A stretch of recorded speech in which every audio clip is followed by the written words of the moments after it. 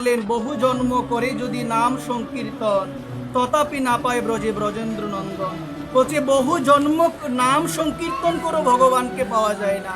আবার শাস্ত্র বললেন একবার কৃষ্ণ নাম করলে যত পাপ হরে, পাপীর কি সাধ্য আছে তত পাপ করার? সাধ্য নাই। কিন্তু নামটা কিভাবে নিতে হবে গো মা? শাস্ত্র বললেন অপরাধ মুক্ত হয়ে লহ কৃষ্ণ নাম, কৃষ্ণ মাতা কৃষ্ণ পিতা কৃষ্ণই ধনপ্রাণ। শাস্ত্র বললেন মা এটা আমাদের অপরাধ মুক্ত হয়ে নাম নিতে হবে। আর অপরাধের সহিত লক্ষ্যমালা নিলেও কোনো লাভ হবে? অপরাধও আছে, সাধু নিন্দ আছে, বৈষ্ণব নিন্দ আছে। বৈষ্ণবকে দেখার পরে হরে কৃষ্ণ জয় নিতাই জয় রাধে না বলা, বৈষ্ণবকে দেখার পরে ক্রোধ প্রকাশ করা, বৈষ্ণবকে দেখার পরে তার নামে সমালোচনা করা, বৈষ্ণবকে দেখার পরে বিভিন্ন ধরনের আজে বাজে প্রসঙ্গ তাকে বলা, বৈষ্ণবকে দেখার পরে অভিনন্দন না জানানো। শাস্ত্র বললেন এগুলোর মাধ্যমে বৈষ্ণব চরণে অপরাধ হয়। কি হয় গো সবাই বলো?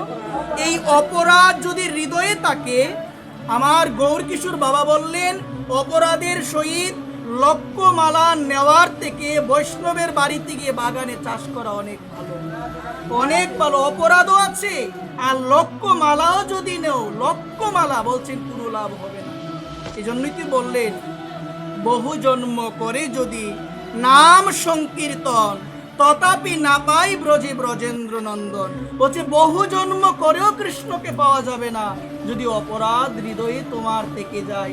অপরাধ হৃদয়ে আছে কিনা বোঝার লক্ষণ হলো হরি কথায় রুচি নাই, কৃষ্ণ সবাই রুচি নাই, বৈষ্ণবেতে শ্রদ্ধা নাই, ধামবাসী বৈষ্ণবের প্রতি শ্রদ্ধা নাই, বৃন্দাবনবাসীর প্রতি শ্রদ্ধা নাই, নবদ্বীপ ধামবাসীর প্রতি শ্রদ্ধা নাই।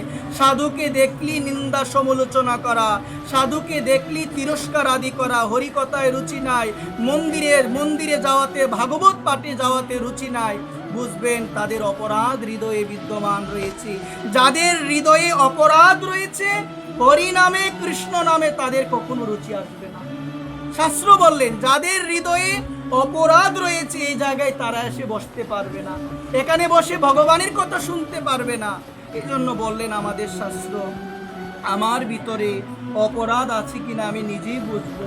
আগে নাম করতে অনেক ভালো লাগতো, আগে গীতা পাঠে যেতে অনেক ভালো লাগতো, সাধু সঙ্গ করতে অনেক ভালো লাগতো। আগে সাধুকে দেখলে জয় নিতাই বলতাম, এখন দেখলে লুকিয়ে যাই, এখন দেখলে কোনো কিছু বলি না, এখন আর গীতা পাঠে ভালো লাগে না, এখন শুধু সংসার করতে ভালো লাগে। বুঝবেন কোনো না কোনো বৈষ্ণবের চরণে জানা হোক অজানা হোক তোমার অপরাধ হয়ে গিয়েছে। যার জন্য তোমার রুচি আসছে না, যার জন্য তোমার ভজনে কৃষ্ণ নামে হরি নামে নিতাই নামে তোমার শ্রদ্ধা ভক্তি তোমার কাজ করে। এই জন্য শাস্ত্র বললেন জীবনে যদি আমাদেরও এমন দশা হয় শুধু সাধুকে দেখলেই সাধুর দোষ চোখে পড়ে, বুঝবেন আমাদের দৃষ্টি অন্ধ হয়ে গিয়েছে, আমাদের দৃষ্টি অপরাধে পরিপূর্ণ হয়ে গিয়েছে, হৃদয়ে অপরাধে ভরে গিয়েছে। এই জন্য প্রভু বললেন আমরা যেন নামের আশ্রয় গ্রহণ করি, যথার্থ বৈষ্ণব চরণে যেন আশ্রয় গ্রহণ করি। কারণ শাস্ত্র আমাদের বললেন কৃষ্ণের চরণে যদি অপরাধ হয়ে যায় নামের মাধ্যমে রক্ষা পাওয়া যায়, কিন্তু বৈষ্ণব চরণে যদি অপরাধ হয় কি হবে গো মা? নরোত্তম দাস ঠাকুর তার প্রেমভক্তি চন্দ্রিকায় তিনি বৈষ্ণব মাহাত্ম্য বৈষ্ণব মহিমা কীর্তন করতে গিয়ে তিনি বললেন হরিস্থানে অপরাধে তারে হরিনাম, তোমার স্থানে অপরাধে নাহি কো এরান। বলছি হরি তোমার চরণে অপরাধ হলে হরিনাম উদ্ধার করতে পারে, যেই নাম সেই কৃষ্ণ ভজনিষ্ঠা করে নামের সহিত আছে আপনে শ্রীহরি।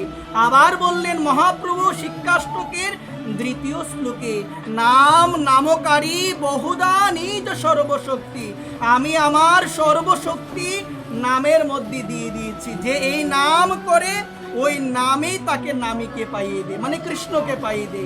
তো এই জায়গায় বৈষ্ণব মহিমা কীর্তন করতে গিয়ে নরোত্তম দাস ঠাকুর প্রেমভক্তি চন্দ্রিকায় বললেন হরিস্থানে অপরাধে তারে হরিনাম, তোমার স্থানে অপরাধে নাহি কো এরান। হে বৈষ্ণব ঠাকুর, এ মহাত্মা, এ সাধু, তোমার চরণে যদি আমার অপরাধ হয়ে যায় তোমার কৃপা বিনে এই অপরাধ থেকে আমি কখনো মুক্তি লাভ করতে পারবো না। এই জন্য মা, বৈষ্ণব চরণে যদি অপরাধ হয়ে যায়, ভগবানও তোমাকে ক্ষমা করতে পারবে? কখনোই পারবে না। যেমন মহারাজ অম্বরীশের জীবনীতে খুব সুন্দরভাবে আমরা দেখতে পেয়েছিলাম, এত সুন্দরভাবে তিনি ভজন করতেন। রাজা হওয়া সত্ত্বেও কোনো ধরনের তার অহংকার ছিল না। তার হৃদয়ে জাগতিক ধন মান ঐশ্বর্য কোনো ধরনের কোনো লেশ মাত্র অহংকারও তার হৃদয়ে ছিল সর্বদা। প্রতিদিনই মা সকালবেলা উঠি তার কাজ ছিল মন্দির মার্জন করা। এত বড় একজন রাজা, ভাগবতী আছে মা, মহারাজ অম্বরীশ এত বড় একজন রাজা হয়ে তিনি কি করে সবাই বলো? মন্দির মার্জন করে। আমার পরম পূজ্যপাদ বৃন্দাবনের অন্যতম বিভূতি মুরারি মোহন দাস বাবাজি মহারাজ, বাবা বললেন জারুর সেবা হলো হীন সেবা, জারুর সেবায় দ্রুত কৃপা। এই জন্য বাবা বললেন মন্দির আদি বিভিন্ন জায়গায় গেলে প্রথমে ঝাড়ু অন্বেষণ করে সেই জায়গায় ঝাড়ু দেওয়া আমাদের অতি উত্তম। অন্য যত সেবা, সমস্ত সেবা থেকে আমরা যদি মা ঝাড়ুর সেবা করতে পারি, ঝাড়ুর সেবা করলে যেমন ময়লা দূরীভূত হয়, বাবা বললেন আমাদের হৃদয়রূপ ময়লা দূরীভূত হয়। এই জন্য মন্দিরে গেলে একটু ঝাড়ুর সেবা করতে হয়, মন্দিরটা ভালোভাবে দৌত করতে হয়, মন্দিরটা ভালোভাবে পরিষ্কার করতে হয়। এটি করা প্রয়োজন। যারা করে নিশ্চয়ই ভগবানের কৃপা তাদের উপরে বর্ষিত হবে। আস্তে আস্তে তাদের হৃদয় মার্জন হয়ে যাবে, আস্তে আস্তে মা মার্জন হয়ে যাবে। এটা করা আমাদের একান্ত প্রয়োজন। এই প্রসঙ্গে আমাদের একটা জিনিস বলা খুবই প্রয়োজন। এই যে আমাদের এই মন্দির, কলি পাবন অবতার পরম প্রেমময় অখিল রসামৃত সিন্ধু প্রেম পুরুষোত্তম ভগবান শ্রীকৃষ্ণ চৈতন্য মহাপ্রভুর মন্দির প্রাঙ্গণ। এই মন্দিরে আমাদের এক কাকা রয়েছে, প্রতিদিন সকালবেলায় উনি মন্দিরটাকে খুব সুন্দরভাবে মার্জন করেন। খুব সুন্দরভাবে উনি কিছু করতে পারুক বা না পারুক, ওনার একটা অভ্যাস হয়ে গিয়েছে, ওনার একটা রুটিন হয়ে গিয়েছে। খুব সুন্দরভাবে উনি মন্দিরটাকে মার্জন করেন। এটা ভগবানের বিশেষ কৃপা মা, এটা ভগবানের বিশেষ কৃপা। আমাদের ওই পাশে ওনার বাড়ি, আমাদের কিঙ্কর কাকা খুব সুন্দরভাবে উনি প্রতিদিন যথাযথভাবে সুন্দরভাবে উনি মন্দিরটাকে মার্জন করেন মা। আমরাও যেন মা মন্দিরে গেলে, বিভিন্ন জায়গায় গেলে আমরা যেন খুব সুন্দরভাবে যথাযথভাবে আমরা যেন মন্দিরকে মার্জন করি মা। মন্দির মার্জন করার অর্থ হলো, কথা না বলি, মন্দির মার্জন করার অর্থ হলো, মন্দির মার্জন করলে যেমন ময়লা পরিষ্কার হয়, আমার গোবিন্দ আমার হৃদয়রূপ ময়লা পরিষ্কার করে দিল। এটি করা প্রয়োজন। বারবার কেন বলছি গো মা? এটা বলার অর্থ হলো হৃদয়ে অনেক অহংকার। আমি আমার কথা বলি মা, হৃদয়ে অনেক অহংকার রয়েছে। হয়তোবা এই জায়গায় আসলে আমি দেখাবো আমার হৃদয়ে কোনো অহংকার নাই, আমার মতো দীনতা কারোর মধ্যে আর নাই। যদিও বলছেন সাধুর ভূষণই হলো দীনতা, সবাইকে মান দিবে, নিজের মানের অপেক্ষা নাই। সাধু যিনি হবে নিজের মান চাইবে না, যে অমুকের বাড়িতে গেলাম, অমুক জায়গায় গেলাম, আমাকে একটু জিজ্ঞাসা করলো না, আমাকে একটু প্রসাদ দিল না, এই কথা বলবে না। সাধু কখনো এই কথা বলবে না। সাধু সবাইকে সম্মান দিবে, কিন্তু নিজের সম্মানের আকাঙ্ক্ষা তার মধ্যে থাকবে না মা। আমরা তো বলি বৈষ্ণব বৈষ্ণব, কিন্তু মহাপ্রভুই বলে গেলেন বৈষ্ণব হইতে মনে বড় ছিল সাত, ত্রিনাদপি শ্লোকিতে পড়ে গেলাম। বা এমন একটি শ্লোক দিয়েছেন মা, যতই লক্ষণ দেখ, কিন্তু এই যে চারটি কথা মা, এখন বর্তমান সময় এই চারটি কথা ভক্তির জীবনে পাওয়া অনেক দুর্লভ, অনেক দুর্লভ। হয়তোবা প্রসাদ আমি পেতে পারি, হয়তোবা আমি এখানে বসে বড় বড় কথা বলতে পারি, কিন্তু এই চারটা জিনিস পাওয়া অনেক কঠিন। এখানে বললেন তৃণ হতে নিচু হইয়া সদা লোভে নাম, আপনি অভিমানী অন্য দিবে মান। মানে তৃণ হতে নিচু, আমি কি নিচু হতে চাই? কেউ কোনো কথা বললে আমি বলি আমার মতো বৈষ্ণবকে এত বড় কথা বললো, আমার মতো ধনবানকে এত বড় কথা বললো, আমার মতো শিক্ষিত, আমি এত জ্ঞানী, আমাকে এত বড় কথা বললো, আমি বেশাসনে বসে কথা বলি, আমাকে এত বড় কথা বললো। বলি কিনা অনেক সময় মা? বলেন না আপনার আওয়াজ দিয়ে, আমরা বলি। কিন্তু এই জায়গায় বললেন তৃণ হতে নিচু। তৃণ মানে দুর্বাঘাস, দুর্বাঘাসের মধ্যে আপনি চরণ রেখে চলে যান তো দুর্বাঘাস কি মাথা উঁচু করে আপনাকে প্রশ্ন করে? করে কি মা? তো মহাপ্রভু এই জায়গার মধ্যে তৃণ ঘাসের উদাহরণ দিয়েছেন, আমরা যেন এর থেকে আরো নিচু হই। বৈষ্ণবের লক্ষণ বৈষ্ণব সদা নিচু হবে এবং সবাইকে মান দিবে, সবাইকে সম্মান দিবে। কেউ ভজন করুক বা না করুক, সবাইকে সে বৈষ্ণব সম্মান দিবে। তৃণ হতে নিচু হইয়া সদা লবে নাম, আপনি অভিমানী অন্যে দিবে মান। প্রথমে হলো তৃণ হতে নিচু হতে হবে, তারপরে তরু সম সহিষ্ণুতা, মানে যখন গাছকে কাটা হয়, গাছ কিছু বলে শুকাইয়া মরে, এত রৌদ্রের মধ্যে শুকাইয়া মরে, জল কারো কাছে ভিক্ষা চাইতো, মাগে তো জল কারো কাছে, শুকাইয়া মরে তবু জল কারো কাছে ভিক্ষা চাই। যিনি বৈষ্ণব হবে, যিনি সাধু হবে, তার মধ্যে ধৈর্য। কেমন ধৈর্য? যে জীবনে কঠিন পরিস্থিতি, দুঃখময় পরিস্থিতি, নানান ধরনের বিরূপ পরিস্থিতি জীবনে আসতে পারে, কিন্তু যিনি বৈষ্ণব হবে, যিনি সাধু হবে, সমস্ত পরিস্থিতিকে ভগবানের কৃপা বলে মনে করে। ভাগবত বলছেন, যিনি ভক্ত হবে সুখ এবং দুঃখ দুইটাকেই কৃপা বলে মনে করবে, দুইটাই হলো ভগবানের কৃপা, ওইটা মনে করে সদা সর্বদা গোবিন্দের নাম।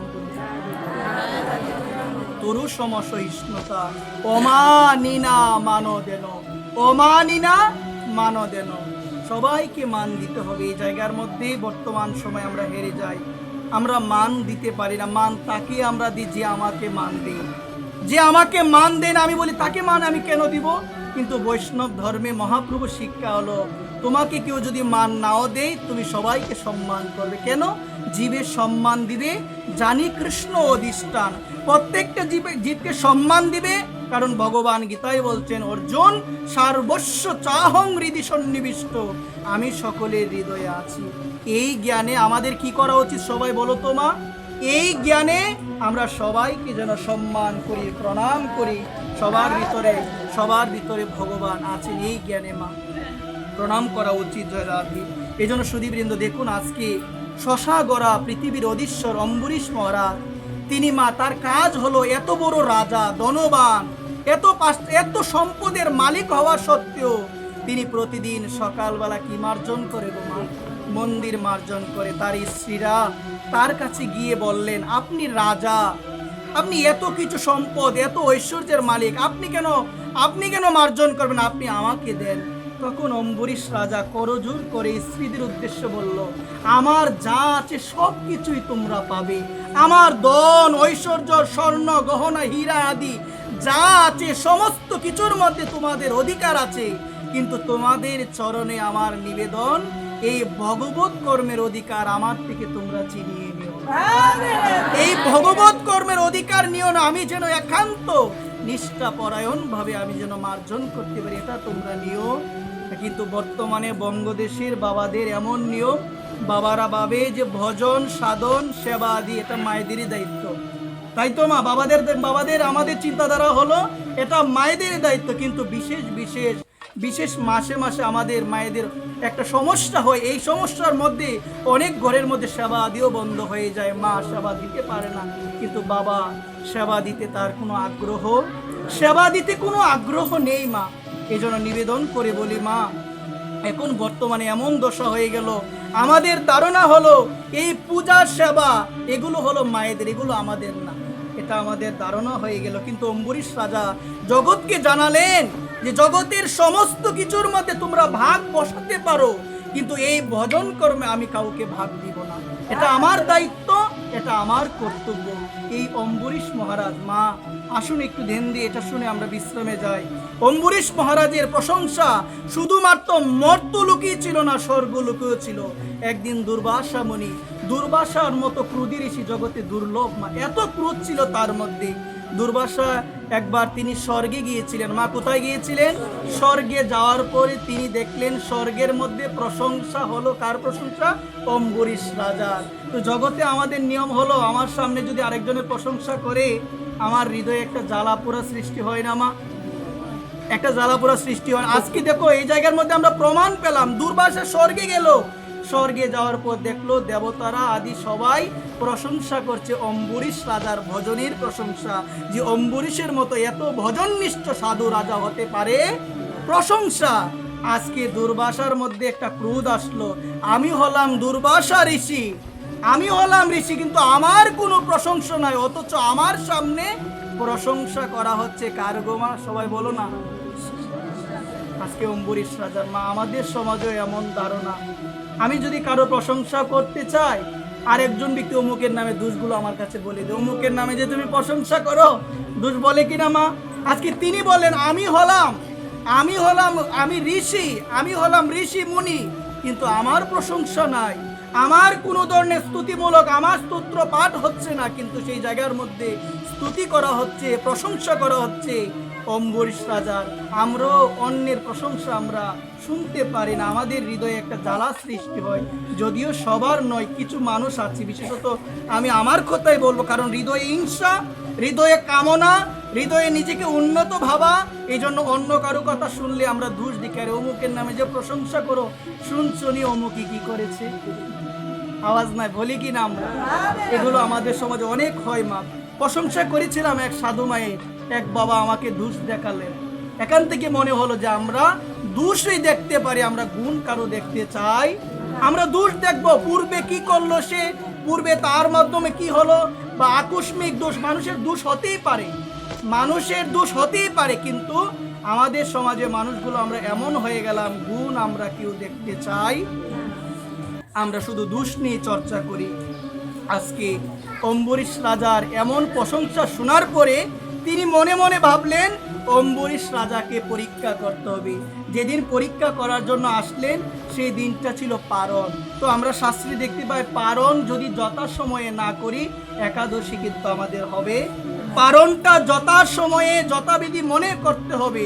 তো এখন তো আমরা একাদশী ভাবি শুধু একদিনে, কিন্তু একাদশী সম্পূর্ণ হয় 3 দিনে। আগের দিন সংযম, পরের দিন একাদশী, পরের দিন আবার সংযম করতে হবে, মানে নিরামিষ সাত্বিক আহার গ্রহণ করতে হবে। অনেক পরিবার রয়েছে একবেলা পেয়ে আবার আমরা তামসিক আহার গ্রহণ করি, শাস্ত্র বললেন আমাদের একাদশী হবে না, একাদশী আমাদের হবে না। এজন্য 3 দিনে আমাদের ওই একাদশী ব্রত সম্পূর্ণ, আমাদের শাস্ত্রে বিধান রয়েছে, আপনারা দেখতে পারেন শাস্ত্র থেকে। তো এই জন্য আজকে তিনি ভাবলেন অম্বরীশকে আমি পরীক্ষা করব। ওই দিন পারণ, যেদিন পারণ হবে অম্বরীশ পারণ করবেন, সেই সময়ের মধ্যে উপস্থিত হলেন দুর্বাসা মুনি।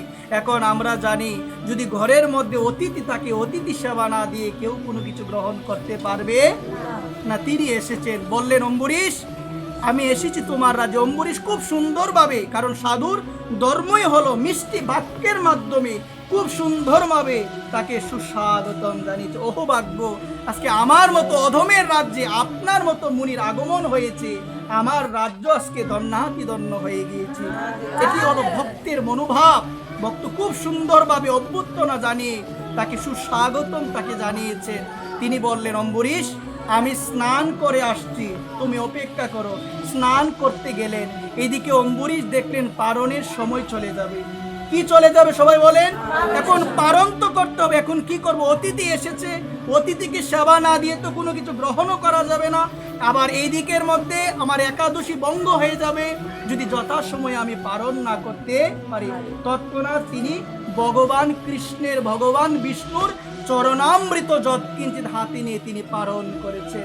দূর থেকে দুর্বাসা মুনি দেখে নিল আমাকে রেখে সে চরণামৃত গ্রহণ করেছে। ক্রোধে ক্রোধান্বিত, এমনিতেই তো ক্রোধ হৃদয়ের মধ্যে, এমনিতে ক্রোধ নিয়ে এসেছেন। একটা যদি দোষ পাই কি করব সবাই বলেন? একটা দোষ পেলে তাকে বশ্য করে দিব। ক্রোধে ক্রোধান্বিত হয়ে বলেন অম্বরীশ স্বর্গে গিয়েও তোমার প্রশংসা শুনলাম, এই বুঝি তুমি এমন রাজা? আমাকে রেখেই তুমি গ্রহণ করে নিয়েছো প্রসাদ, আমাকে রেখেই তুমি পেয়ে নিয়েছো। সঙ্গে সঙ্গে একটা অসুরের সৃষ্টি করলেন এবং অসুরকে বললেন অসুর তুমি অম্বরীশ রাজাকে বধ করে দাও, অম্বরীশকে তুমি বধ করে দাও। ভগবান আর সহ্য করতে পারলেন না। সঙ্গে সঙ্গে ভগবানের হস্ত থেকে সুদর্শন চক্র মর্তলোকের মধ্যে চলে আসলো। আসার পরে সঙ্গে সঙ্গে ওই অস্ত্র দিয়ে সুদর্শন চক্রের মাধ্যমে অসুরের গলা একদম ছেদন হয়ে গিয়েছে। ছেদন হওয়ার পরে আজকে দুর্বাসাকে হত্যা করার জন্য সুদর্শন চক্র দুর্বাসার পিছনে পিছনে ধাবিত হতে লাগলো। দুর্বাসা তো আর রক্ষা নাই। দুর্বাসা এখন কি করবেন? আমি কি করে বাঁচবো? ব্রহ্মা লোকে ব্রহ্মার কাছে গেলেন, গিয়ে বলেন আপনি আমাকে রক্ষা করুন। বলছেন আমিও তোমাকে বাঁচাতে পারবে? আমি পারবো না তোমাকে বাঁচাতে। তখন তিনি ভাবলেন মনে হয় দেবাদিদেব ভগবান শঙ্কর আমাকে বাঁচাতে পারে। দেবাদিদেব মহাদেবের কাছে গেলেন, মহাদেব বললেন, যার চরণে অপরাধ হয়েছে সে যদি ক্ষমা না করে, এই বিশ্ব ব্রহ্মাণ্ডের কেউ তোমাকে বাঁচাতেই পারবে না। হরিস্থানে অপরাধে তারে হরিনাম, তোমার স্থানে অপরাধে নাহি কয়রান। তিনি ভাবলেন ভগবান বিষ্ণু মনে হয় আমাকে বাঁচাতে পারে, কারণ এই চক্রটা কার সবাই বলেন? ভগবান বিষ্ণু। বিষ্ণুর কাছে গেলেন, ভগবানকে প্রণাম জানালেন, ভগবানকে সমস্ত ঘটনা খুলে বললেন। ভগবান বলছে, সুদর্শন চক্র তো আমার কাছ থেকে আজ্ঞা নিয়ে যায় নাই, তুমি যখন উদ্যত হয়েছো আমার ভক্তকে মারার জন্য, সুদর্শন চক্র সহ্য করতে পারে না। বলছে আমার গতি এখন কি হবে? বলছে অম্বরীশের চরণে শরণ নাও। অম্বরীশ রাজা যদি তোমাকে ক্ষমা না করে, সুদর্শন চক্রকে বিশ্ব ব্রহ্মাণ্ডের কেউ শান্ত করতে পারবে না। এখন আর কোনো উপায় না পেয়ে অম্বরীশের কাছে গিয়ে বলেন, আমার ভুল হয়েছে। আজকে দেখুন অম্বরীশের ওই জায়গায় কোনো মান নাই। অম্বরীশ বলতে পারতেন যে আমি কত বড় ভক্ত, অম্বরীশ তো বলতে পারতেন আমি কত বড় ভক্ত, আজকে আমাকে বাঁচানোর জন্য সুদর্শন চক্রে এসেছে। ভক্ত কখনো এই কথা বলে না। ভক্ত আজকে তিনি করজোর করে বললেন, আপনার তো কোনো ভুল হয় নাই, ভুল তো হয়েছে আমার। আপনাকে রেখে আমি চরণামৃত গ্রহণ করে নিয়েছি। নিজের দোষ নেই, দেখুন আজকে কিন্তু দোষ নাই তার, কিন্তু দোষ স্বীকার করলেন। এটা ভক্তের জীবনীতে পাই। যেমন মহাপ্রভু শ্রীবাস অঙ্গনে সম্মিলিত অবস্থায় হরিনাম করছেন, বলছে আজকে কীর্তনে আনন্দ পাচ্ছি না, আজকে কীর্তনে আনন্দ পাচ্ছি না।